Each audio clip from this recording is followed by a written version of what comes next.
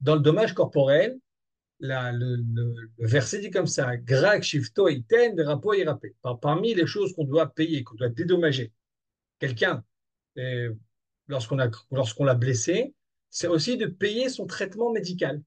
C'est-à-dire, parmi ça, c'est aussi de payer son traitement médical. Et verapo irapé, et nos sages ont appris, les sages dans la Gemara, ils ont appris que verapo irapé, de là que yesh reshut, la refait les rapotes, qui a euh, l'autorisation au médecin de guérir. Bon, évidemment, ça a l'air bizarre. Pourquoi on a besoin de donner l'autorisation des médecins à guérir? Euh, Guérir les gens, c'est toujours c'est une mitzvah. Moi, je veux dire, mon père, Zichrono Livracha, mon père était médecin, mon beau-père, il a eu une grande vie, était médecin et médecin. Et les médecins, c'est des gens qui aiment les gens, qui veulent les guérir, qui veulent faire du bien. Pourquoi on a besoin de recevoir une autorisation pour faire ça? Et, alors, moi, je voulais étudier avec vous, j'ai envoyé à David, et je ne sais pas si vous l'envoyez avant, et, un, un- un texte, encore une fois, de Anaya, ok, dans lequel, et, dans lequel la Renaya, vous vous rappelez, c'est le commentaire du Rav Kook à, à, à à ce qu'on appelle à Ohen Yaakov, aux histoires de la Gemara, dans la Gemara de Brachot, il y a une halakha comme ça, que la Gemara dit comme ça. Celui qui rentre pour se faire une saignée, ok, à Kazadam, vous savez, à l'époque, ça faisait partie des traitements qui étaient courants, c'est faire de temps en temps des saignées. Et, bon, on voit bien que ça fait partie des saignées, tout simplement, on faisait comme une blessure et on retirait vraiment une quantité de sang. Et on pensait que ça faisait du bien parce qu'il y avait toutes sortes il y avait toutes sortes de poisons qui étaient dans le sang et que quand on enlevait ce sang-là, on laissait le temps se, se renouveler et donc se libérer de tous ces poisons, de tous ces toxines. Aujourd'hui, il y a certains cas vraiment particuliers, on sait que médicalement, ce genre de saignée peut être utile, mais de façon générale, aujourd'hui, la médecine considère ça comme stam, blesser quelqu'un, comme et voilà. C'est pas quelque chose d'extrêmement efficace. Tov. La Gemara dit comme ça. Celui qui rentre pour se faire une saignée, il disait, Yeratson, Shiaïse Kazel fois, Yeratson, que ta volonté soit que ce que je vais faire là, ça va m'amener la guérison. Après, car Kiata, Rofe, Neeman, Ofat Hamed, car tu es le seul qui est un médecin fidèle, ta guérison est vérité, est vrai. Un médecin fidèle, c'est-à-dire quelqu'un qui est exactement, c'est la personne, le médecin qui est extrêmement sensible à mes besoins, qui va faire que me guérir, et ta guérison est vérité. Et la suite, cette bracha disait comme ça. Pas une bracha, c'est comme une prière qu'on disait. Que ta volonté soit que ce que je vais faire, ça va donner ça va me donner la bonne guérison. Parce que c'est toi qui es le vrai médecin. Parce que ta guérison, toi qui est vérité. Et que les hommes ne savent pas guérir. Ken, la suite, c'est En takam ladam verapot. Car c'est pas la façon de dire que les hommes et leurs traitements médicaux, eux, ils ne savent pas nous guérir. Mais, nagou, mais c'est comme ça qu'on a l'habitude. En gros, comme ça. C'est comme une prière qui veut dire qu'avant de prendre un traitement, prendre un médicament, on dit, voilà, ce médicament-là, pas grand-chose. Qui nous guérit, c'est toi, maître du monde. Et on sait très bien que c'est toi qui donnes la guérison, que les hommes, ils ne savent pas guérir, mais, mais on doit se comporter comme tout le monde, donc on fait ce qu'il y a à faire. Donc, il y avait une braïta qui dit comme ça. Abaye dit, on ne doit pas dire ainsi. Cette prière-là n'est pas correcte. Pourquoi? Parce qu'il est marqué dans la Mishnah. Verapo, Yerapé, et il est enseigné dans la Mishnah, il guéra, guéra, ce qu'on dit, il guéra. Donc, on dit quand il y a permission à tes deux médecins de soigner. Adkan. C'est-à-dire, ça, c'est le. Il faudra s'arrêter ici. Tout ça, c'est la Gemara elle-même qui dit comme ça. Donc, il y a une prière, il y a un premier avis qui dit que il faut dire cette prière-là, qui exprime le fait que bah, c'est que Dieu qui nous guérit, tout le reste, c'est juste un folklore. Et ben, il dit non, ne pas dire comme ça. A été donné une autorisation à guérir. Il faut comprendre de quoi il s'agit. Ma'akabana. C'est un sujet qui concerne la médecine, mais qui ne concerne pas que la médecine. Il concerne un peu tout ce qu'on fait sur Terre. Ok. Toutes nos champs d'action, tout notre, toutes les activités qu'on entreprend, et toutes les bonnes choses qu'on a envie de faire. On a tous des projets de faire avancer le monde de telle ou telle façon. Et il y a une réserve. On va voir maintenant pour le cas de la médecine. Donc, Adam, l'homme est un être organique. C'est-à-dire que on est un seul être. Et les forces de son corps, les forces de son âme sont attachées, liées l'une aux autres, et tous les deux ensemble, ils ont un lien puissant. Ce que j'ai dans mon corps, ce que j'ai dans mon âme, dans mon esprit, tout est lié. Tout est lié. Donc, un coup dans le pied, ça peut influencer parfois le dos, ça peut influencer même les épaules, le cou. Et plus que ça va influencer mon état psychique. Quelqu'un qui se casse une jambe, il peut facilement tomber dans la déprime. On a des idées noires. Et pas forcément parce qu'on souffre. Ça, le fait d'avoir que le corps a vécu un traumatisme, et ça va créer après même un traumatisme dans notre esprit. On est lié. On est lié. Le corps, c'est quelque chose qui est vivant. L'être humain, c'est quelque chose qui est vivant. Tout est lié à tout. Ce qui fait que, et si on comprend bien ça, donc, si on veut traiter quelque chose, il faudrait avoir, et traiter vraiment quelque chose, il faudrait dire, je connais exactement tout l'homme, je peux, comme ça, détailler, planifier, euh, quels sont les liens, par exemple, quand je vais agir dans quelque chose, je vais essayer de bouger quelque chose, quelles vont être les répercussions qui vont y avoir à cette action-là. Ça va être tout médicament, là on est dans la médecine, tout médicament a des effets secondaires. Ça n'existe pas un médicament qui est bon pour tout. Ben, c'est lié à ça. On agit quelque part, ça va agir ailleurs aussi. C'est-à-dire qu'on va essayer de traiter un problème en particulier. Voilà, on va l'aide à quelqu'un à de la tension artérielle un peu trop élevée. On va donner quelque chose qui va baisser cette tension-là. Ça, on va réussir à le faire. Mais on ne sait pas quelles sont les autres choses qu'on va toucher en faisant ça.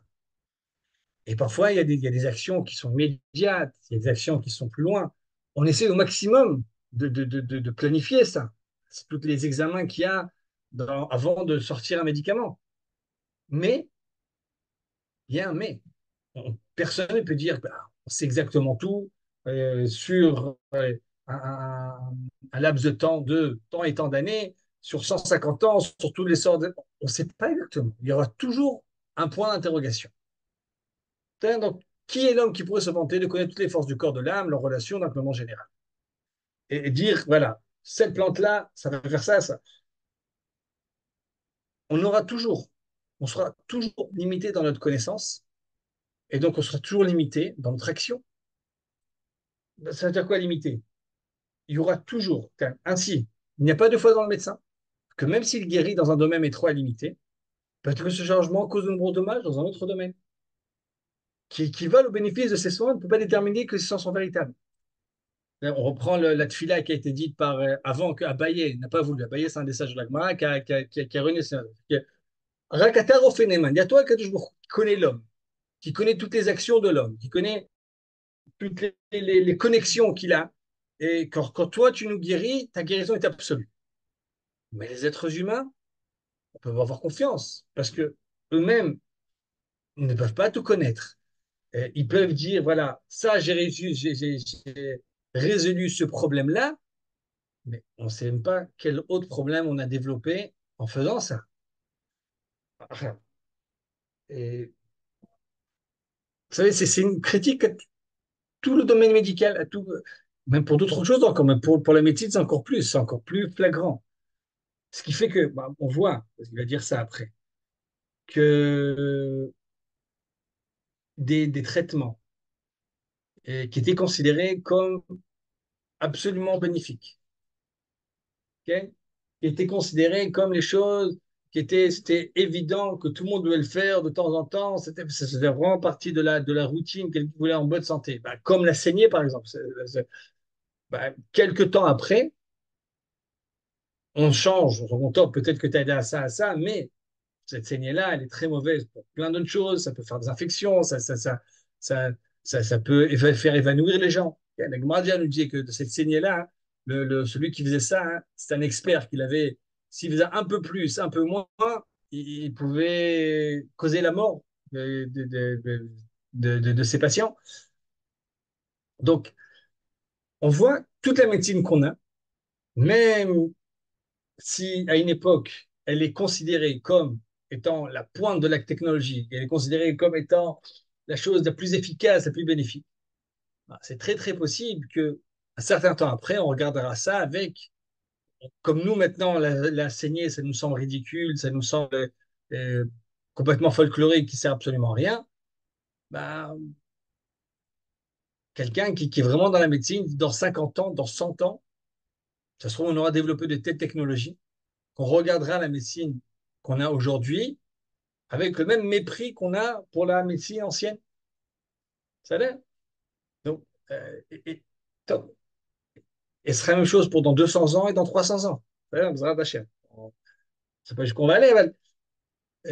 Plus on avance dans le temps, plus on avance, plus ce qu'on considérait comme étant, qui était évident, qui n'était pas chaud, et perd de sa, perd de sa valeur, perd de son statut. Et c'est pourquoi? Ben, parce qu'on est limité dans nos connaissances. On est toujours limité. Et que même si on sait qu'on a aidé quelque chose, qu'on a été prouvé qu'on a aidé à ça, comment on peut savoir, comment on peut mettre comme ça, et comment on peut être sûr qu'il n'y a absolument rien qui a été entravé à cause de ça? Et très souvent, on voit que vous avez des médicaments qui sont reçus, qui ont passé comme ça euh, euh, toutes les différentes, les différentes expérimentations ou d'autres. Et ils ont dû passer tous les labels qu'il y a eu. Mais au bout de 20 ans, 30 ans, bah on dit non, non, on s'est aperçu que c'était négatif pour ça et pour ça, donc on les sort, on les transforme, des choses comme ça. Sauf, de Et façon objective, si on considère la médecine, on sait que c'est limité et que tout ce qu'on prend, ça peut causer des dommages. Bon, il y a aujourd'hui plusieurs sortes de... Il y a la médecine qui est parallèle, on retourne à la médecine chinoise. Il y a, il y a parfois un bilboul, il y a Euh, Bilboul, c'est, on va dire, une confusion. Il peut y avoir une confusion. Qu'est-ce qu'on prend, qu'est-ce qu'on prend pas? Et vous savez, il y en a qui, à cause de ça, parce qu'ils remettent en question la médecine qu'on dit traditionnelle, alors ils vont aller dans d'autres médecines euh, qui peuvent être très bien aussi, mais qui peuvent être aussi du charlatanisme aussi, pas charlatanisme, qui peut être aussi revenir à des choses encore plus archaïques que la médecine qu'on a aujourd'hui. Je veux pas. Bref. Moi, j'ai mon beau-père qui est médecin. Il m'a dit, si on te dit qu'il y a un aliment avec lequel tu guéris tout, euh, peux mettre un point d'interrogation sur ça. Ok. On sait que le curcuma, c'est très bon. C'est bon pour la pression artérielle, pour le cancer, pour ça, pour le cholestérol, pour tellement de choses que tu dis, il y a un problème. C'est-à-dire que bref. Mais bon. Donc, quand on parle de médecine, voilà, je vais prendre ça, spotlight. Ah, il est pas là. OK. Quand on parle donc, de médecine, il faut savoir qu'on est limité. Et comme la raison n'est pas d'accord, regarde. Et comme la raison n'est pas d'accord avec la médecine basée sur la sagesse humaine, et l'expérience nous montre que souvent la sagesse médicale atteint atteint la vérité dans le sens, euh, on va voir ça. Ça, c'est un côté. Alors, qu'est-ce qu'on doit faire? Alors, quoi, on doit être sceptique, on doit rien faire, est-ce que on doit, disons, mettre de tout de côté à cause de ces limites-là? Là, il y a une autre donnée qui rentre en compte. Ok. D'abord, on voit que on ne peut pas faire de la médecine humaine que sur la raison a priori. Et que la médecine est basée sur l'expérience. L'expérience, c'est des découvertes qu'on fait. On va voir qu'il y a autre chose. Il y a une chose, que l'utilisation de la sagesse humaine dans la médecine est un miracle de la providence. Ah. Les êtres humains, la chose est la haute providence, comme ces choses qui n'ont aucun pouvoir par nos mains. Toi seulement, Seigneur, tu as un médecin fidèle, devant qui sont révélés tous les secrets du corps de l'âme et leurs relations, ta guérison en vérité sans causer de dommages dans notre domaine. C'est pas très clair en hébreu, mais en français, mais en hébreu, il s'est dit comme ça. Ce que la Torah nous pousse à faire, il faut que ce soit clair. Généralement, la Torah, la halakha, elle nous pousse, oui, à aller faire le médecin, se soigner, faire les traitements, malgré le problème qu'on a soulevé, que c'est limité, que les causes, pourquoi? Il faut savoir que là, on parle de providence, de la providence. La providence, c'est la façon dont Dieu dirige le monde. Et le nombre de, euh, d'outils qu'Akadosh Baruch Hu utilise pour diriger le monde. On dit, si vous vous rappelez, on a parlé de ça la dernière fois. La providence, c'est le fait que le monde avance, que le monde est sans arrêt en perpétuelle perfection. Le monde se perfectionne. Le monde va vers son tikkun, vers sa réalisation, vers son, euh, vers son but. Et la providence, et à Kadosh Baruch Hu, la providence, elle se sert d'énormément d'outils pour faire avancer ce monde-là sans entraver notre libre arbitre. C'est ça le grand, toujours le grand problème, la grande problématique de ce qu'on appelle l'ashgacha, c'est de l'aventure humaine. D'un côté, il y a le libre arbitre qui est une donnée absolue qu'on ne peut absolument pas entraver. D'un autre côté, il y a un projet divin qui est en train de se mettre en place et qui se met en place étape par étape. Donc, parmi les outils pour mettre en place le projet divin, c'est la providence. Akadosh Baruch Hu, Dieu se sert de la sagesse humaine et de la médecine. C'est-à-dire que de même que alors, le fait qu'il y a énormément d'abord, que les découvertes scientifiques, et particulièrement les découvertes médicales, sont aussi réglées par la providence humaine, par la providence divine, pardon. C'est-à-dire que Akadosh Baruch Hu, Dieu, donne la chokhmah, donne parfois la hatzlacha, la réussite aux hommes parce qu'il a décidé que dans ce moment-là de la création, dans ce moment-là de l'histoire, il faut que ce médicament arrive, que ce traitement arrive, que cette façon, pardon, qu'une telle maladie qu'il faut éradiquer, il est très possible qu'il faut laisser la place à une autre maladie de venir. Et, et, et tout est exactement orchestré. La Gemara nous dit, le Midrash dit que même le roi HaKodesh, l'esprit divin qui vient sur les hommes, il est fait bemida, il est fait avec une mesure. C'est-à-dire que Kadosh Baruch Hu contrôle ça. Il donne ça exactement ce qu'il y a besoin. Les découvertes médicales, les avancées médicales sont aussi la main de Dieu. Donc, ça veut dire, ah non, on ne peut pas savoir ce qu'il y a. Non, c'est vrai qu'on ne peut pas savoir exactement quelles sont les implications. Mais s'il y a une certaine époque, les êtres humains, par leurs médecins, par leurs recherches, sont arrivés à la conclusion que tel ou tel élément était bon pour la santé, tel élément pouvait traiter tel ou tel problème, et que c'est pour l'instant c'est ce qui a été accepté, il y a dans ça une main divine. Parce que la main divine se sert de la force humaine, se sert de la sagesse humaine. On sait qu'à plus forte raison qu'il y a parfois des découvertes qui sont complètement fortuites. Très souvent, on sait que c'est connu que par exemple la pénicilline, ça a été découvert par un professeur qui était un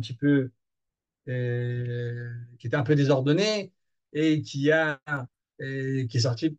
Je ne sais pas si l'histoire est exacte, peut-être que vous avez vu que moi, qui était parti en vacances, qui est revenu, il a vu qu'il y avait ce qu'il y avait, c'est qu'il y avait des fruits, des citrons qui avaient pourri, qu'à côté des endroits avec cette moisissure-là, il y a toutes sortes de. Donc de là, il a développé ça. C'était par erreur. Ça a été appris. Il y a plein de découvertes qui se font par hasard. On sait que quand on parle de hasard, c'est en voie d'Ashgacha qui est clé. Mais alors, vous me dites que même ce qui n'est pas fait par hasard, le fait qu'il y a un certain développement intellectuel qui a été fait, une certaine avancée qui a été faite dans les connaissances, et que telle connaissance a été développée maintenant et pas il y a 100 ans, pas il y a 200 ans, c'est une main divine aussi. Donc, avant de se soigner, on dit à Kadosh Baruch Hu, c'est toi qui es le vrai médecin, on fait ce qu'on a à faire, parce que dans la génération dans laquelle on vit, dans l'époque dans laquelle on vit, c'est ça qui a été donné. Ça a l'air. Donc, je suis mis dans la médecine, c'est un miracle de la providence.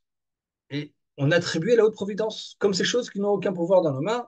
Car toi seulement, tu es le médecin fidèle. Donc, c'est la prière qu'on dit avant de prendre un médicament. C'est toi qui refais Néhéma, c'est toi le médecin fidèle, toi qui connais tous les secrets du corps, et c'est toi qui donne la vraie guérison. Pourquoi Abaye, donc, il n'aime pas cette prière-là? Il me dit que nous ne devons pas nous inquiéter des secrets des relations que nous ne voient pas. Il y a un problème, ne pas dire ça. Pourquoi?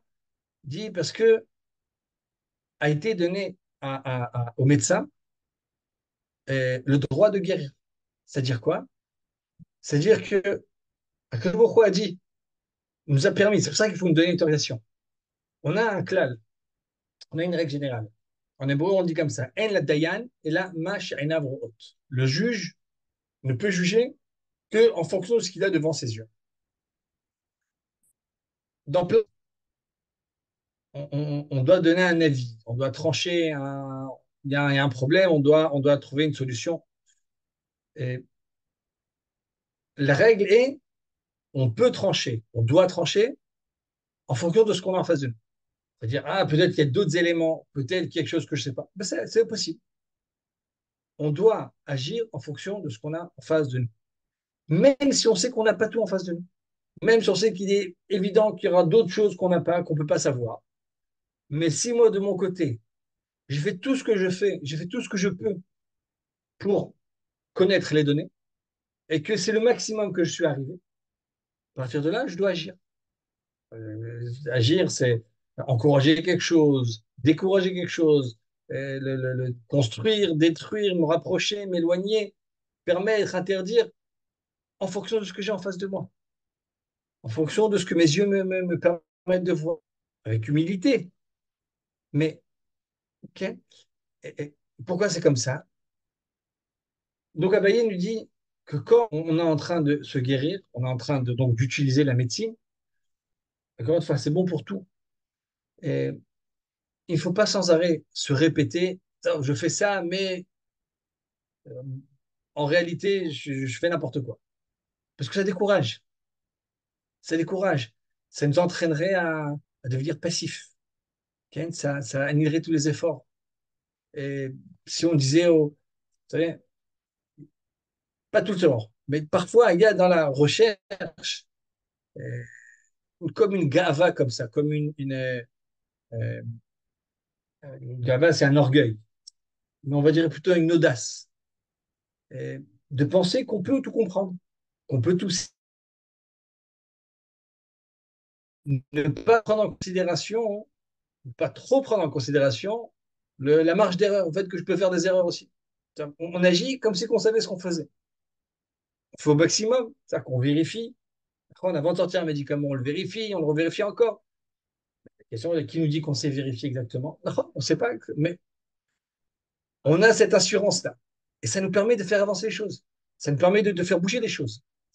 Oui, c'est la grande question. Oui, une grande question. Euh, si on est trop euh, parfois, on a l'impression que la imuna, enfin, on a l'impression que la imuna, avoir la foi, avoir la confiance, c'est en gros savoir s'annuler devant le projet divin et dire voilà, maître du monde, j'essaye de ne pas te déranger. Moi, mon but à moi, c'est de ne pas te déranger à toi à faire ce que tu as à faire. Et donc, c'est quoi ne pas te déranger?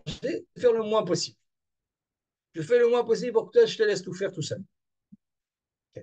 Et dans le droit du Rav Kook, une telle perception est un peu problématique parce que bah, c'est comme ça, les choses ne vont pas, parce que Dieu, il veut que ça passe par l'homme. Donc, dans la façon plus, euh, le mec qui est rentré. La façon plus, de, de- dans la pensée du Rav Kook, euh, on doit être des vecteurs euh, de la providence divine. on doit participer au projet. C'est toute notre raison d'être. Notre raison d'être, c'est donc avoir la émouna, c'est pas avoir la foi, c'est pas juste je me mets de côté et je laisse le bon Dieu travailler. C'est j'essaye. Je vois que je redirige le monde, je sais que c'est le monde, et j'essaye moi au maximum de participer à ça. C'est participer au maximum d'être choutaf, d'être son associé dans ça. Ah, comment je sais? Pour ça, que Dieu m'a donné une tête, il m'a donné un cerveau pour réfléchir. Parfois, il me donne un cerveau pour prendre conseil. C'est-à-dire que le cerveau, il me dit que ma chokhma, il faut savoir que la chokhma, c'est aussi divin. J'avais une discussion avec ma femme. Euh, il y avait un accouchement où les médecins ont dit qu'il y a un grand problème, que le bébé, on était dans le neuvième mois, et, il ne grandit pas de façon comme on attend qu'il grandisse, et qu'apparemment, il manque quelque chose et qu'il grandirait mieux en dehors du corps. Et donc, on est au début du neuvième mois et qu'il faut provoquer l'accouchement pour qu'il puisse se développer comme il faut après. Et la discussion, c'était est-ce que, eux, ils veulent que j'accouche maintenant, mais elle, la femme me disait, mais Dieu, il veut que j'attende pour accoucher. Ça doit passer ça doit être naturel à la fin du neuvième mois. Moi, je lui dis, qui te dit qu'Akadosh Baruch Hu veut, ça passe pas par la chokhmah, la sagesse qu'il a mis dans la tête des médecins et qui leur a donné tel protocole à agir et pour faire le maximum, pour faire le bien. C'est-à-dire que c'est aussi la volonté divine, c'est aussi la providence divine, c'est aussi la main divine. Que je me retrouve pas forcément que ça sans intéressant, sans aucune intervention humaine. Que je me retrouve ce qu'il veut qu'elle soit aussi selon des interventions qui passent par la sagesse qu'il nous a donnée. Donc, comment moi je peux m'associer à ce projet-là divin en fonction de ce que j'ai en face de moi, ce que ma tête me dit. Et le Dayan, et la machine à rote, le Dayan, il peut agir en fonction de ce que ses yeux lui disent. Et, ah, mais j'ai que des yeux, j'ai pas des microscopes, j'ai pas des... Ok. Akadosh t'a donné deux yeux, deux oreilles, un cerveau, un cortex. C'est vrai, il t'a donné aussi de l'humilité, des choses que tu comprends pas complètement. Conseil, essayer. Et en fonction de ça, faire le maximum. Faire le maximum. Ok. Il y a toujours il y a deux extrêmes. Celui qui va dire je fais rien, je laisse Dieu agir. L'autre extrême, c'est que je mets Dieu de côté, c'est moi qui prends toute la place. Parfois, on peut entendre ça chez certains scientifiques qui disent voilà, on va tout expliquer, on peut tout mettre en place, on n'a pas besoin de rajouter un Dieu dans tout ça. La Mouna, elle est dans les deux.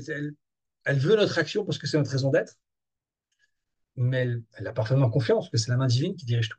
Abba, il nous dit que nous, on agit, on ne doit pas sans arrêt s'inquiéter du fait qu'on va faire des bêtises, qu'on va détruire. Que le Bokhoum a donné cette autorisation d'agir, que ce soit pour la médecine, que ce soit pour tout, que ce soit en éducation. Et quelqu'un qui doit éduquer ses enfants.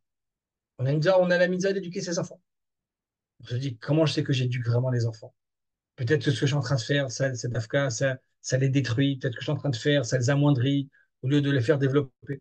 Et on sait que il y a même pour ce qui est d'éducation, il y a des théories tous les jours, tous les jours, toutes les semaines, tous les mois, des nouvelles qui abandonnent, qui rendent complètement obsolètes les anciennes.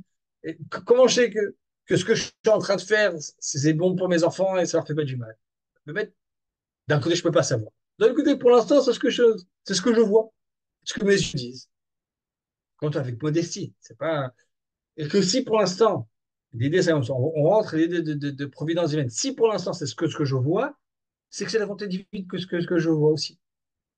Le fait que l'image, que j'ai cette image-là de ce qui va être bien, ce qui va être correct, ce qui va être bon, ce fait que j'ai cette image-là en face de moi, c'est aussi une providence divine. Et donc, il n'y a pas de problème d'agir à ça. C'est ça que Akadosh Baruch Hu a donné l'autorisation au médecin d'agir, bien qu'il sache que toute médecine qu'on fait, dans quelques années, elle va être obsolète. Bien qu'il sache que c'est maintenant, si maintenant, d'après nos connaissances, la meilleure façon de traiter tel problème, la moins dangereuse, c'est par telle ou telle chose, par telle opération, par tel médicament, par tel, je ne sais pas quoi, parfois il y a des massages. Alors si pour l'instant c'est ce qui s'apparaît, c'est que la providence divine, elle veut ça aussi. Donc, on y va tranquille. Ah ben, il dit ne pas penser à ces limites-là. Ok. Alors, parce que ça affaiblit, ça décourage. On aura mal, c'est-à-dire que quand on a peur, on craindrait de ce qu'il répare, améliore, peut être un dommage, une relation cachée, pour une des relations cachées, c'est-à-dire une des conséquences cachées de ce qu'on est en train de faire. C'est vrai que la peur, c'est toujours ce qui annihilie toutes nos actions. Si on se met à avoir peur,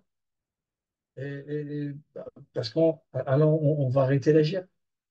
C'est dommage. Et la Torah a donné la permission de soigner quand il est expert dans son domaine. Ok, il ne faut pas donner quelqu'un qui est expert, qui a fait le maximum. Et on ne doit pas affaiblir les efforts de ceux qui travaillent à la réparation du monde en les faisant douter par des craintes de ces ksharim, les relations cachées, savoir ces connexions qu'il y a qui font que si j'agis dans ça, ça peut entraîner les choses, donc fais attention à ce que tu fais. On fait le maximum selon les données qu'on a. On travaille par l'expérience, on essaie de vérifier chaque chose qu'on fait. Et c'est le maximum. Ok. Et la sagesse donne de la force aux sages. C'est un passage comme Michelet. Plus on a de sagesse, plus on a de force, plus on a de motivation. Dieu donnera la sagesse de sa bouche, la sagesse qui descend sur terre, que ce soit la sagesse de la Torah. C'est vrai que même pour la Torah, lorsqu'il y a des chidushim de Torah, c'est une providence divine. Et lorsqu'il y a des nouveautés dans la Torah, des nouvelles compréhensions, c'est Dieu a fait descendre ça. De même pour de la sagesse euh, dans la science, développement de l'intellect, de la connaissance, de la compréhension, développement de l'intellect humain et toutes les inventions qu'il imagine, tout à son temps, tout est l'œuvre de Dieu qui se manifeste sur les besoins de l'homme à cette époque, cette génération. Tout ça pour un dessin plus élevé et précis, auquel on pourrait ajouter, on pourrait retrancher.